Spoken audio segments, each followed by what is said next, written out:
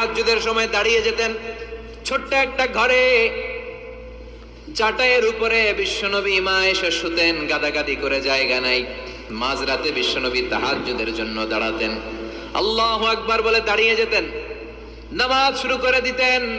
বিশাল বড় সূরা পড়তেন, কিরাত পড়তেন, রুকু করতেন, কিন্তু সিজদার জায়গায় সিজদা দেওয়ার জায়গা নাই। সিজদার জায়গায় মা এসা পা বিছিয়ে শুয়ে আছে। বুখারীর বর্ণনা, বিশ্বনবী সিজদায় যে হাত দিয়ে মা এসার পায়ের মধ্যে চিমটি কাটতেন, মা এসা বুঝতে পারতেন বিশ্বনবী এখন সিজদায় যাবে। সুবহানাল্লাহ পড়েন। মা এসা বুঝতে পেরে পা দুইটা সরিয়ে নিতেন, বিশ্বনবী সিজদা দিতেন। সিজদা দিয়ে বিশ্বনবী যখন আবার দাঁড়িয়ে যেতেন, মা আয়েশা পা বিছিয়ে আবার শুয়ে পড়তেন। কি ইবাদত ছিল বিশ্বনবীর! হাত্তা তাতাওয়াররামু খাদামা।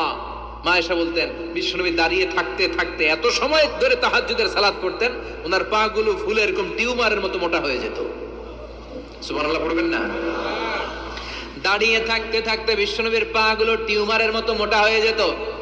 প্রথম রাকাতে বাকারা, আলে ইমরান পড়ে ফেলতেন। সুবহানাল্লাহ পড়েন।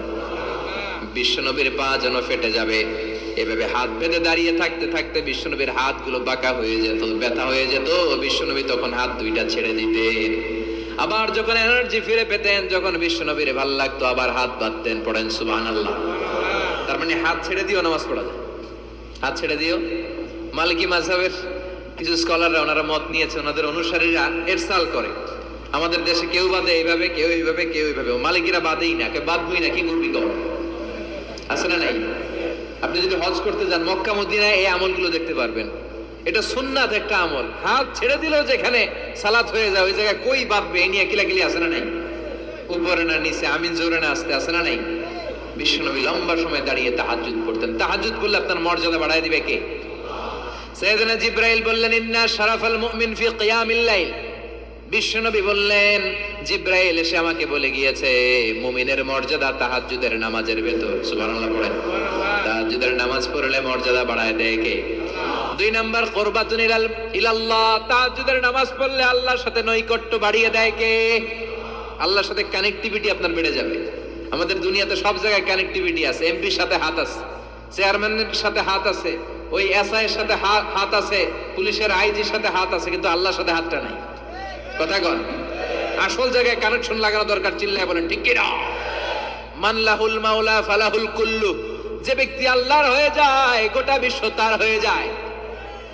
যে সব জায়গায় যে ধর্ণা দেয়, আল্লাহর কাছে ধর্ণা দেয় না, তার কোনো মর্যাদা নাই। আর যে ব্যক্তি সব দিক থেকে মুখ ফিরিয়ে আল্লাহর কাছে যায়, গোটা বিশ্বের সবাই তার দিকে তাকিয়ে থাকে। এজন্য সম্পর্কটা লাগাইতে হবে কোন জায়গায়? তার মানে তাহাজ্জুদ পড়লে মর্যাদা বেড়ে যায়, আল্লাহর সাথে সম্পর্ক বেড়ে যায়। বিশ্বনবী বললেন, মানহাতুনা আনিল ইসম। তাহাজ্জুদের নামাজ পড়লে, তাহাজ্জুদের নামাজ আপনারে পাপ কাজ থেকে বাধা দিবে। সুবহানাল্লাহ পড়েন। তাহাজ্জুদ যারা পড়ে এরা পাপ কাজ করে না। চিল্লায় এখন ঠিক কি না? 4 নম্বরে মুকাফফিরাতুন লিসাইয়্যাত। পাপ আর অন্যায় যদি কিছু হয়েও থাকে, তাহাজ্জুদের নামাজ পড়লে তাহাজ্জুদের নামাজ পাপগুলোরে ধুয়ে মুছে সাফ করে দেয়। এজন্য তাহাজ্জুদ পড়ার দরকার আছে না নাই? ঘুমের আরবিতে কিছু নাম আছে। ঘুমের একটা নাম হচ্ছে আন-নুআস। নুআস মানে ড্রোজিনেস। বাসে বসে আছেন, বাসে ঝুলে আপনিও ঝুলতেছেন, এরকম হয় না? ঝিমুনি, এটার বলে নুআস। আরেকটা হচ্ছে সামান্য হালকা লাইট স্লিপ, সামান্য ঘুম, এটার বলে পাওয়ার ন্যাপ। হালকা হালকা ঘুম, ঘুমও আসছে, আবার কে যেন কথা বলে ওইটাও শোনা যায়, এরকম ঘুম আছে না নাই? এটার বলে সিনা। আরবিতে এটার কি কয়? সিনা। আরেকটা হচ্ছে ভালো ঘুম, এটারে বলে নাউম। এটার কি বলে? তাহলে পাইলাম নুআস, সিনা, নাউম। আরেকটা হচ্ছে জন্মের ঘুম। কিরকম ঘুম? এমন ঘুম যেই ঘুমে ডাকলেও মানুষ উঠে না, যেটা শেষ রাতে আমাদের যে ঘুমটা হয়, তার 3টা-4টার দিকে কম্বল টেনে টেনে আরেকটু ঘুমাইতে মনে চায়, এরকম একটা ঘুম আছে না নাই? এই ঘুমটাকে আরবিতে বলে হুজুদ। কি বলে? সবাই বলেন। এই হুজুদের ঘুমকে স্যাক্রিফাইস করে ওই টাইমে যে সালাতটা পড়া হয়, ওই সালাতকে আরবিতে বলে সলাতুল হুজুদ বা সলাতুত তাহাজ্জুদ। সুবহানাল্লাহ পড়বেন না?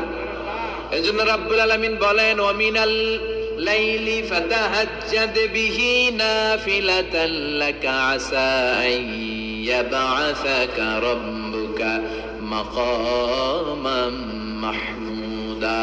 ও নবী, রাত্রিবেলা দাঁড়িয়ে আপনি তাহাজ্জুদের নামাজ পড়েন, আশা করা যায় বিশাল সম্মানিত মহিমান্বিত জায়গায় আল্লাহ আপনারে বসায় দিবে গো নবী। ঠিক কি না? তাহাজ্জুদের সালাত পড়লে মর্যাদা বাড়ায় দেয় কে?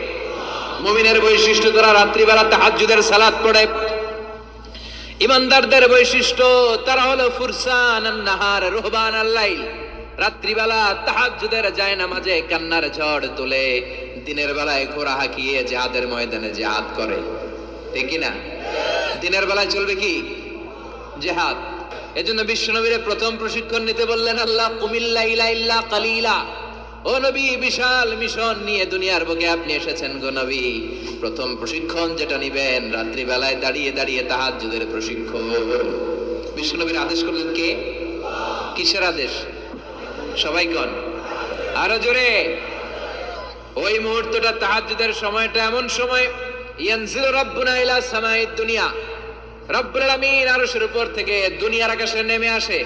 নেমে আসে মানে বিশেষ একটা মনোযোগ দেয়, আর দুনিয়াবাসীর ডেকে ডেকে বলে, গোলাম আলা মিন মুস্তাগফিরিনা গফির আলা, কার ক্ষমা লাগবে ক্ষমা চাও, সব গুনাহ আমি ক্ষমা করে দেব। আলা মিন মুস্তারজিকিন আরজুক আলা, কার কি লাগবে আমার কাছে চাও, সব আমি দিয়ে দেব। আল্লাহু আকবার। আলা মিন মুস্তাকসিন আকসুলা, যার জামা দরকার জামা চাও, জামা দেব। ক্ষমতা দরকার ক্ষমতা চাও, ক্ষমতা দেব। নেককার স্ত্রী দরকার, নেককার সন্তান দরকার, সন্তান চাও, সন্তান দেব। সব দেয়ার মালিক কে? কেউ যেটা পারে না পারে কে? কেউ যেটা দেয় না দেয় কে?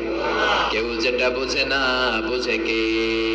আল্লাহ শেষ রাতে আম করে ডাকে, দেওয়ার জন্য ডাকে, কিন্তু চাওয়ার সময় আমাদের নাই। উনি দেওয়ার জন্য প্রস্তুত, কিন্তু এটা তো নেওয়ার লোক লাগবে। কথা কন।